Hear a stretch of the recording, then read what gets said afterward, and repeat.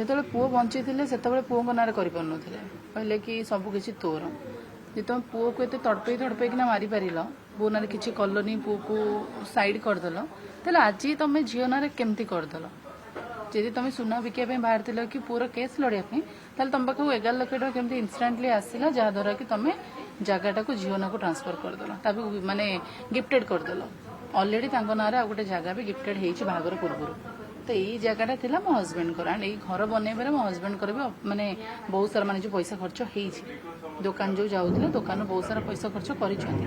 ମୋତେ କାଢ଼ିଦେଲେ, ମୋ ହଜବେଣ୍ଡଙ୍କର ଡେଥ୍ ହେଇଗଲା, ତାପରେ ଜିନିଷଟା ବି ତାଙ୍କ ନାଁକୁ ପଳେଇଲା। ତ ସେମାନେ ଯେଉଁ ମାନେ କହିଲେ କି ଇଏ ପ୍ରପର୍ଟି ଲୋଭ କରୁଛି ବୋଲି, ଯେଉଁ ପ୍ରପର୍ଟି ଲୋଭ ଯାହାର ଥିଲା ସେମାନେ ତାକୁ ଯେହେତୁ ଦେଇଦେଇଛନ୍ତି, ଭାବିଥିଲେ କି ଲୁଚିକିନା ଦେଇଦେବେ, ମୋ କାନକୁ ଖବର ଆସିବନି, ବଟ୍ ମୋ କାନକୁ ଖବର, ତା ବି ୱିଥ୍ ପ୍ରୁଫ୍ ଆସିଛି।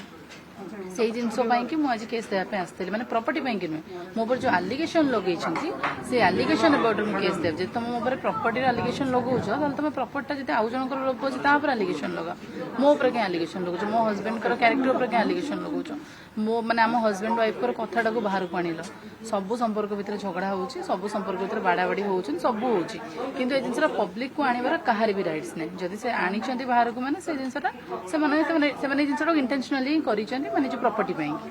ସେଇ ଜିନିଷ ପାଇଁକି ମୁଁ ଆଜି ଏଠି ଆସିଥିଲି କେସ୍ ପାଇଁ। ପ୍ରପର୍ଟି ନେଇ ମ୍ୟାଡାମ କହୁଥିଲେ ଯେ ଅଭିଯୋଗ ଆଣୁଥିଲେ ଯେ ଆପଣଙ୍କ ସମ୍ପତ୍ତି ପୂର୍ବରୁ ମଲା ପରେ ମଧ୍ୟ ୱିଲ୍ କରାଯାଇଛି, କ'ଣ ରହିଥିଲା? ଯେତେବେଳେ ପୁଅ ବଞ୍ଚିଥିଲେ ସେତେବେଳେ ପୁଅଙ୍କ ନାଁରେ କରିପାରୁନଥିଲେ, କହିଲେ କି ସବୁକିଛି ତୋର। ଯେ ତୁମେ ପୁଅକୁ ଏତେ ତଡ଼ପେଇକିନା ମାରିପାରିଲ, ପୁଅ ନାଁରେ କିଛି କଲନି, ପୁଅକୁ ସାଇଡ୍ କରିଦେଲ, ତାହେଲେ ଆଜି ତମେ ଝିଅ ନାଁରେ କେମିତି କରିଦେଲ? ଯଦି ତମେ ସୁନା ବିକିବା ପାଇଁ ବାହାରିଥିଲ କି ପୁଅର କେସ୍ ଲଢ଼ିବା ପାଇଁ, ତାହେଲେ ତମ ପାଖକୁ 11 ଲକ୍ଷ ଟଙ୍କା କେମିତି ଇନଷ୍ଟାଣ୍ଟଲି ଆସିଲା, ଯାହାଦ୍ୱାରା କି ତମେ ଜାଗାଟାକୁ ଝିଅ ନାଁକୁ ଟ୍ରାନ୍ସଫର କରିଦେଲ, ତାକୁ ମାନେ ଗିଫ୍ଟେଡ୍ କରିଦେଲ। ଅଲରେଡ଼ି ତାଙ୍କ ନାଁରେ ଆଉ ଗୋଟେ ଜାଗା ବି ଗିଫ୍ଟେଡ୍ ହେଇଛି ବାହାଘର ପୂର୍ବରୁ। ତ ଏଇ ଜାଗାଟା ଥିଲା ମୋ ହଜବେଣ୍ଡଙ୍କର, ଆଣ୍ଡ ଏଇ ଘର ବନେଇବାରେ ମୋ ହଜବେଣ୍ଡଙ୍କର ବି ମାନେ ବହୁତ ସାରା ମାନେ ଯେଉଁ ପଇସା ଖର୍ଚ୍ଚ ହେଇଛି, ଦୋକାନ ଯେଉଁ ଯାଉଥିଲେ ଦୋକାନରୁ ବହୁତ ସାରା ପଇସା ଖର୍ଚ୍ଚ କରିଛନ୍ତି। ମୋତେ କାଢ଼ିଦେଲେ, ମୋ ହଜବେଣ୍ଡଙ୍କର ଡେଥ୍ ହେଇଗଲା, ତାପରେ ଜିନିଷଟା ବି ତାଙ୍କ ନାଁକୁ ପଳେଇଲା। ଜିନିଷଟା ପଳେଇଲା ସେଟା ମୋର ପ୍ରୋବ୍ଲେମ୍ ନୁହେଁ, ଏ ସବୁ କୋଉଠି ନା କୋଉଠି ମୋ ହଜବେଣ୍ଡଙ୍କର ମର୍ଡର କେସ୍ରେ ବି ଲିଙ୍କ୍ ରହୁଛି। ସେ ଯେଉଁ ଆଲିଗେସନ୍ ଲଗାଉଛନ୍ତି କି ମୁଁ ମାରିଛି ମୋ ହଜବେଣ୍ଡକୁ, ମୁଁ ଚାହୁଁଛି କି ମୋର ବି ଇନଭେଷ୍ଟିଗେସନ୍ ହଉ, ତା ସହିତ ସେମାନଙ୍କର ବି ଇନଭେଷ୍ଟିଗେସନ୍ ହଉ, ଦୁଇ ଜଣଙ୍କର ଇନଭେଷ୍ଟିଗେସନ୍। ମୋର ଷ୍ଟାର୍ଟିଂ ଡେରୁ ହିଁ ମୋ ନଣନ୍ଦଙ୍କ ଉପରେ ଡାଉଟ୍ ଅଛି। ଏଇ ଯେଉଁ ଜିନିଷଟା ପ୍ରୁଫ୍ ଆସିଲା, ଗୋଟେ ସେମାନେ ଲୁଚିକିନା କଲେ, ସେଇଟା ମୋର ଉପରେ ବି କ୍ଲିୟର କରିଦେଲେ। ଯେ ମ୍ୟାଡ଼ାମ, ଦୁଇଟା ପରିବାର, 2 ଜଣ ଓକିଲ, ଏବେ ରାହୁଲକୁ ନ୍ୟାୟ ଦେବା ପଛରେ କୋଉ ଓକିଲଙ୍କର ବେଶୀ ଅବଦାନ ରହିବ? କିଏ ଲଢ଼ିବ ରାହୁଲଙ୍କର ନ୍ୟାୟ ପାଇଁ? ଯେଉଁ ଓକିଲମାନେ ମିଡ଼ିଆ ଆଗରେ ଆସିକିନା ବେଶୀ ଭଡ଼ ହୁଅନ୍ତି, ସେମାନେ କେବେ କେସ୍ ଜିତି ପାରନ୍ତିନି, କୋର୍ଟରେ ହିଁ ସେମାନେ ଜିତନ୍ତି। ଯିଏ ବେଶୀ ଗପେ ସେମାନଙ୍କର କାମ ସବୁବେଳେ ଜିରୋ ହିଁ ରୁହେ, ଯେଉଁଟାକି ଆଜି ଆପଣମାନେ ଜାଣିପାରୁନାହାନ୍ତି, ପବ୍ଲିକ ଜାଣିପାରୁନାହାନ୍ତି। ଯେତେବେଳେ ରାହୁଲଙ୍କର କେସ୍ଟା ଡାଉନ୍ ହେଇଯିବ ସେବେ ସମସ୍ତେ ଜାଣିବେ। ଯେ ଆପଣ ଲଢ଼ିବେ କି ରାହୁଲଙ୍କର ନ୍ୟାୟ ପାଇଁ? ଅବଭିୟସଲି ମୁଁ ତ ଆସିଛି ଯେ ସେଇ ଜିନିଷକୁ ଓପନ୍ କରିବା ପାଇଁ। ମୁଁ ଆଉ ଥରେ କେସ୍ଟା କ'ଣ ପାଇଁକି ଦେଉଛି? ମୋ ହଜବେଣ୍ଡଙ୍କର କେସ୍କୁ ଫିର୍ ସେ ଇନଭେଷ୍ଟିଗେସନ୍ ହଉ, ତା ସହିତ ମାନେ ସେମାନେ ଯେଉଁ ଆଲିଗେସନ୍ ଲଗାଉଛନ୍ତି ମୁଁ ମାରିଛି ବୋଲି, ମୋତେ ବି ଇନଭେଷ୍ଟିଗେସନ୍ କରନ୍ତୁ, ତା ସହିତ ନଣନ୍ଦୀ ସମସ୍ତଙ୍କୁ ଇନଭେଷ୍ଟିଗେସନ୍। ଚାର୍ଜସିଟ୍ର 15 ଦିନ ପୂର୍ବରୁ ଆପଣ ଏଭଳି ମାନେ ବିଚ୍ଛେଦ ପ୍ରକ୍ରିୟା ଆରମ୍ଭ ହେଲା, ଘରୁ ବାହାରିଲେ। ଯଦି ମୁଁ ଚାର୍ଜସିଟ୍ ତ କେବେ କ'ଣ ବାହାରିବ ମୁଁ ଜାଣିନଥିଲି। ମୁଁ ଏଇ ଜିନିଷଟା ଆଜି ଆଣିଲି ବୋଲି ମୋ ହଜବେଣ୍ଡର କେସ୍ଟା ଦାବିଲାନି, ସେମିତି ରହିଲା।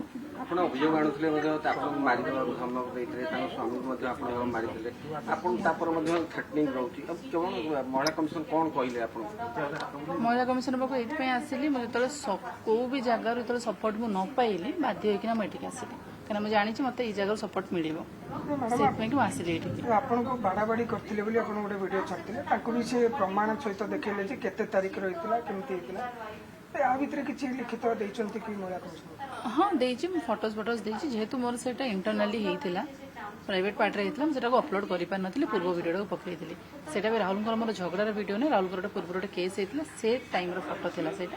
ଯେହେତୁ ମୁଁ ସେ ଫଟୋଟାକୁ ଅପଲୋଡ଼ କରିପାରିବିନି ବୋଲି ମୁଁ ଏ ଫଟୋଟାକୁ ଅପଲୋଡ଼ କରିଥିଲି। ଆଣ୍ଡ ମୋତେ ଷ୍ଟ୍ରିକ୍ଟଲି ଆମ ଲୟର କହିଥିଲେ କି ଯାହା ବି କିଛି ଝଗଡ଼ା ହେଇଛି କେସ୍ ରିଲେଟେଡ଼ରେ ଭିଡ଼ିଓଜ ଫଟୋଜ ତୁମେ ଅପଲୋଡ଼ କରିବ ନାହିଁ ବାହାରେ। ତ ମୁଁ ସେଟାକୁ ପବ୍ଲିକାକୁ କେମିତି ଆଣିଥାନ୍ତି ଜିନିଷଟା, ମୁଁ ସେଇଥିପାଇଁ ବାଧ୍ୟ ନା ସେ ଫଟୋ ଦେଲି। ଦେନ୍ ନେକ୍ସଟ ଭିଡ଼ିଓରେ ମୁଁ ସେଇଦିନର ରିପୋର୍ଟ, ଫଟୋଜ ସବୁକିଛି ମୁଁ ଅପଲୋଡ଼ କରିଥିଲି। ଯେଉଁମାନେ ଦେଖିଥିବେ ଜାଣିଥିବେ, ମୁଁ ସବୁକିଛି ପ୍ରୁଫ୍ ସହିତ ହିଁ ଅପଲୋଡ଼ କରିଥିଲି।